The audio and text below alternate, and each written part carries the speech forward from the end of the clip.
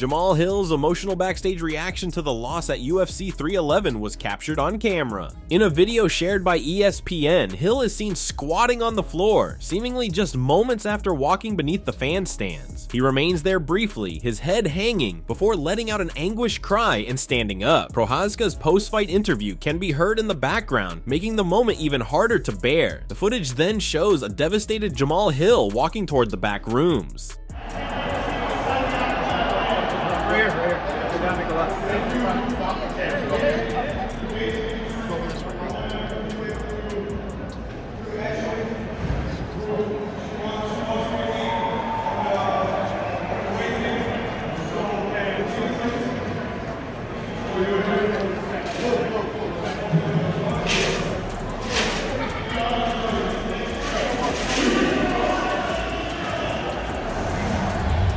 The sting of this loss is magnified by the fact that it came as part of a dominant 3-round performance by Jiri Prochazka. While Hill had moments and landed some punches, the fight was largely controlled by Jiri. Hill's previous losses came with caveats. First, an injury during a submission attempt by Paul Craig, and later his belief that poor officiating contributed to his knockout against Alex Pereira. However, this defeat to Prochazka is a tough pill to swallow, marking Hill's first back-to-back loss since his championship win over Glover Teixeira at UFC 283.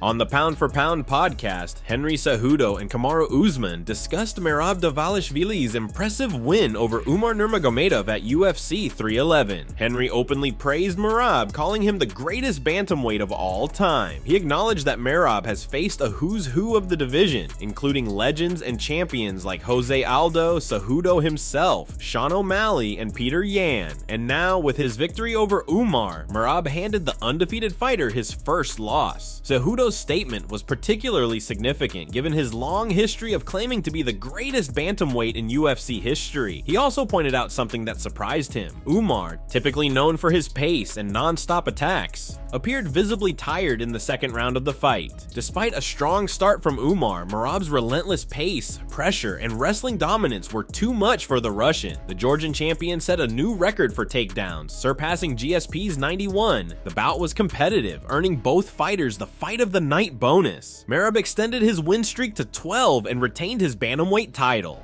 The GOAT. Yeah, you have to, man. Yan, O'Malley, Cejudo, Umar, Marias, Aldo. I mean, he's fought everybody, dude.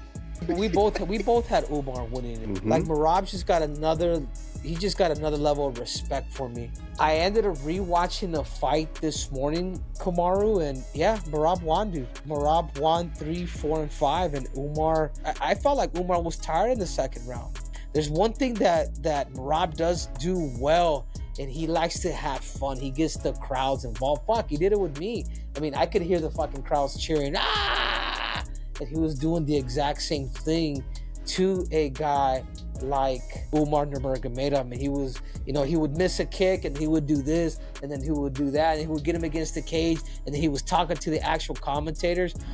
Jiri Prochazka delivered an outstanding performance against a formidable Jamahal Hill at UFC 311, securing a third-round knockout on the main card. However, the fight wasn't without its challenges. Hill landed several heavy shots, and there was a moment of concern when Jiri suffered a nasty eye poke that nearly stopped the fight. In the post-fight press conference, Prochazka reflected on his progress, addressed the eye poke incident, and responded to criticism from the broadcast team, who claimed he still showed some sloppiness in a specific aspect of his game. Jiri shared that his performance reflected a more calculated approach, focusing on staying patient and landing precise shots rather than rushing for a quick knockout. He was pleased with the improvements he showed, like keeping his hands up more while still relying on his natural instincts for head movement and managing distance. On the eye poke, Prochazka admitted it was still bothering him, but made it clear he never considered stopping the fight over it. For him, fighting is about pushing through challenges and seeing it through to the end. He also admitted he played along with the doctors to ensure the fight continued, as his priority was to finish the bout and leave no doubt about the winner. Jiri has often faced criticism for his hands-down defensive style, and UFC 311 was no exception. During the broadcast, Joe Rogan in DC called out the former light heavyweight champion for continuing to leave himself exposed exposed by not keeping his hands up despite his otherwise impressive performance. Jiri didn't appreciate the commentary team's remarks. The broadcast team made a comment in that first round after the first couple exchanges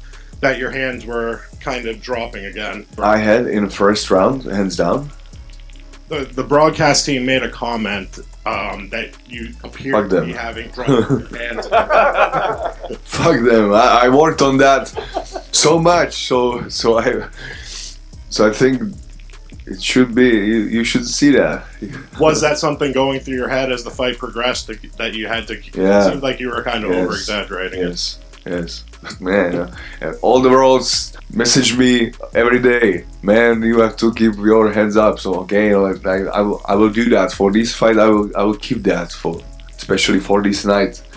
No, like I said, I believe in my senses. I believe in my feeling, in a fight, in my head movement, and that's why I can keep the hands down. But to be honest, like in last fight, it was like with Alex, it was a little bit too much.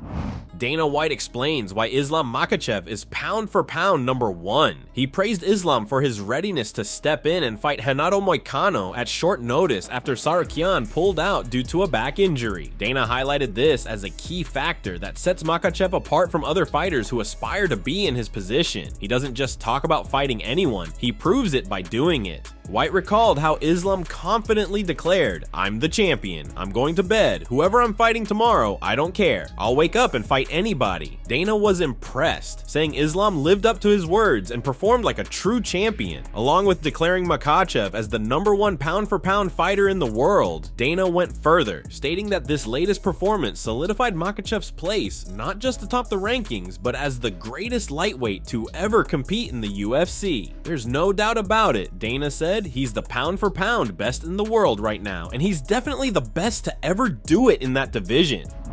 Islam Makhachev's manager teases some unpredictable plans following UFC 311, suggesting that the next steps for the lightweight champion may not involve Arman Tsarukyan, Charles Oliveira, or Ilia Topuria. While no specific details were revealed, the manager's comments indicate that Makhachev's future could take an unexpected turn, keeping fans and pundits guessing about his next move. After UFC 311, Islam expressed that he's not rushing into his next decision, but is focused on capturing gold in a second weight class. He revealed plans to return during the UFC's annual International Fight Week, typically in late June or early July.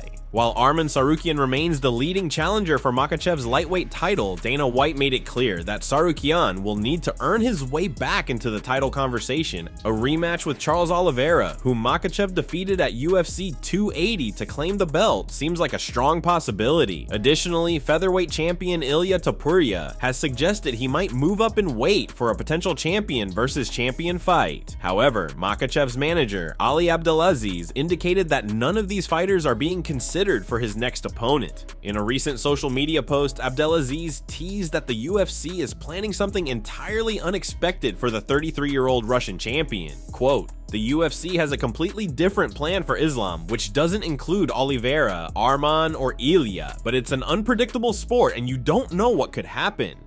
Makhachev is on an extraordinary 15-fight win streak, a remarkable achievement that includes victories over a string of high-profile opponents, including Arman Tsarukyan, Dustin Poirier, Charles Oliveira, and Alexander Volkanovski, among others. Do you agree with Dana White's statement that Islam is the greatest 155-pound fighter of all time? When comparing him to Khabib Nurmagomedov, the main difference we see is that Khabib completely dismantled his opponents from start to finish, while Islam's fights have been more competitive at times. For example, he went to war with Dustin Poirier and had a very close fight with Arman Tsarukyan. However, we also don't know how things would have played out if Khabib hadn't retired. On the other hand, Islam has already surpassed Khabib's record with 4 title defenses. What's your take on this? Leave your comments below. That's it for today from MMA Psycho. Thanks for watching. Don't forget to subscribe for daily MMA news.